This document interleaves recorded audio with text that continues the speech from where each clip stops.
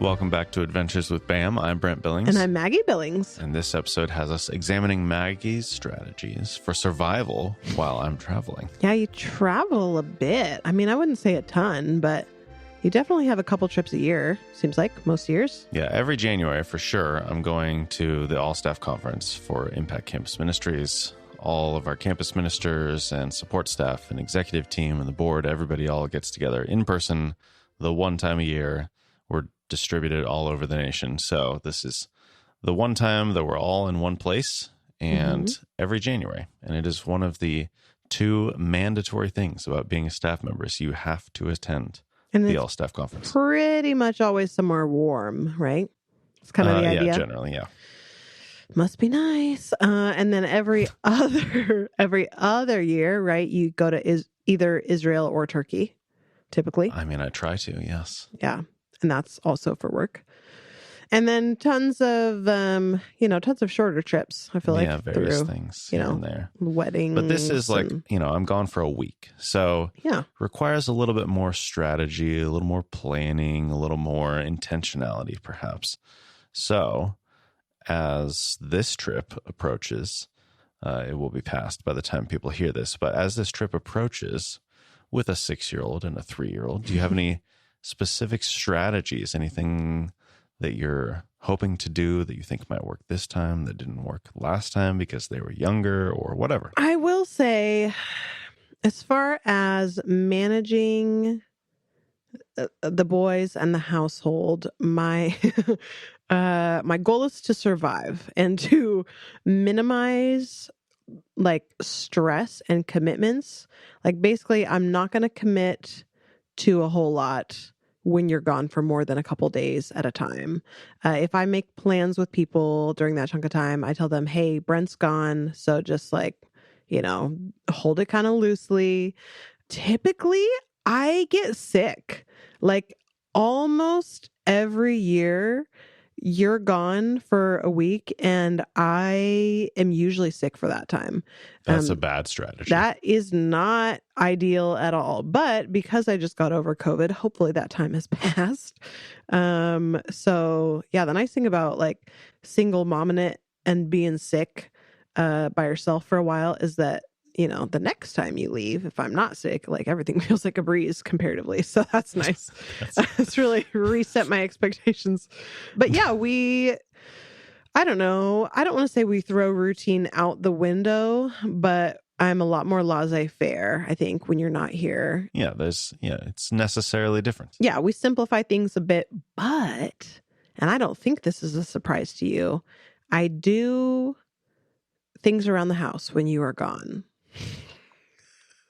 Like last summer, where did you go in June last summer? That was Turkey. You were in Turkey this last summer. I like wallpapered the bathroom and painted the cabinets and redid the whole bathroom. So these are my moments. I feel like when you're not here to be like, why don't you wait and do it the right way? Like that's when I strike so that I can get things done the wrong way. But I get them done. And oh, how wrong it is. I think the bathroom looks great though. It looks good if you don't look closely. You know what? That's not entirely my fault though. Most of that is because the walls are uneven because our house is uneven. Yeah. I think I did a pretty dang good job. Like I said, and it looks great if you don't look closely. Yeah, that's our whole house though. It looks great if you don't look closely. That's true. It's called charm. Look it up. I just don't find wallpaper that like doesn't quite overlap and there's like a little gap to the wall behind it. I don't find that charming. I told you it wasn't going to be perfect and you're like, I don't care. I think it's endearing. And you know what? If you went into an old cottage in the Cotswolds, I bet their wallpaper's not perfect either. So it's endearing. Yeah. I should find one of those houses. I feel like I haven't seen a house that has wallpaper for such a long time. Yeah. Except maybe my grandma's house. My grandma's house has wallpaper, but it's like fancy textured, like it's like a linen three-dimensional type wallpaper. Yeah. I had never even realized that it was wallpaper until relatively recently. Wow. Because it was just like, oh, that's just the wall. That's just the wall. But yeah, it is just a fancy wallpaper. Yeah, we got to spend more time in like old houses in Europe. Anyway, so yeah, lots of little house projects. Although I don't really have any in the queue right now that I'm ready to pull off. It's winter, so I can't have the windows open to paint. There's a lot of things that need hung, but they haven't been hung because I can't do them by myself. So maybe we can do some hanging before you leave. So yeah, no house projects. Maybe cleaning projects, like the stairs. What? Like you painted the stairs white. Oh yeah, which looks nice, but boy, do they look dirty so much more easily. Yeah, it turns out painting your stairs white comes with some commitment. It comes with some. I mean, the pro is that I clean them pretty often. Like I vacuum them like regularly. Oh, you vacuum them? Yeah, they need a good wipe down for sure. Yeah. And I was thinking about like, is there some sort of like sealer or epoxy? I don't know what that word actually means. I wouldn't do epoxy, but whatever yeah, it is. There's probably something that like makes it so it doesn't look so grimy all the time. I don't know. I think there is, but I think it's it's another summer project with the windows open kind of thing. But yeah, no, there's definitely cleaning projects that could be done, some organizing. I've got lots of cabinets that need to be organized, so that could be something.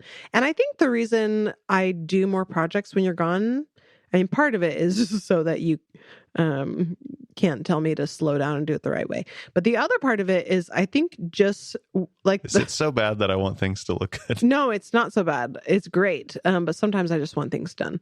So I move a giant computer, down the stairs at 9 months pregnant. There you go. And I got it done. God dang it. No regrets. It goes to the title of this episode. What is Maggie is a strong, independent woman. Anyway, I think part of why I pull off so many projects when you're not here is just like the boys go to bed. And I think when you're here, it's like, okay, the boys are in bed. Like, what, are we watching a show tonight? What project do we need to take care of together? What conversations do we need to have? What do we need to get on the same page about? Not that we spend every evening together, but usually there's, we need some overlap after the boys go to bed. So when you're not here, I get the boys to bed and I'm like, okay, the evening is my blank canvas. I can't go to bed at 8:30 myself, and I don't necessarily want to just like sit in front of the TV. So might as well, empty out the pantry and see what kind of magic I can pull off. So yeah, right. But yeah, we'll see what happens. I don't really have any big plans this round, but the world is my oyster. So time will tell. Speaking of time, how long is this episode? I'm going to say 8 minutes. Yeah, pretty much. What is it? We'll see what it is when I edit, but I think you're pretty much spot on. Yeah, but what are we at right now? What's the time? 8.5. Oh, baby. I'm good at my job. If only your job was to be a clock. To be a clock. Tick-tock. That job got taken over by the machines a long time ago. Oh, they're ruining everything. The robots.